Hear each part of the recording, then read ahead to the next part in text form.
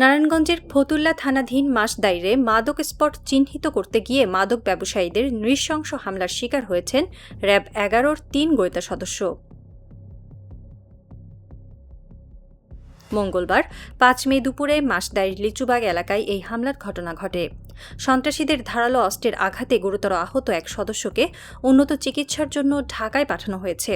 RAB ১১-র CO lieutenant colonel H M. Sajjad Hossain জানান, ফতুল্লার মাসদাইর লিচুবাগ এলাকায় একটি চিহ্নিত মাদক বিক্রির স্পটের খবর পেয়ে র্যাব ১১-র গোয়েন্দা দলের ৪ সদস্য সিভিল ড্রেসের তথ্য সংগ্রহ করতে যান।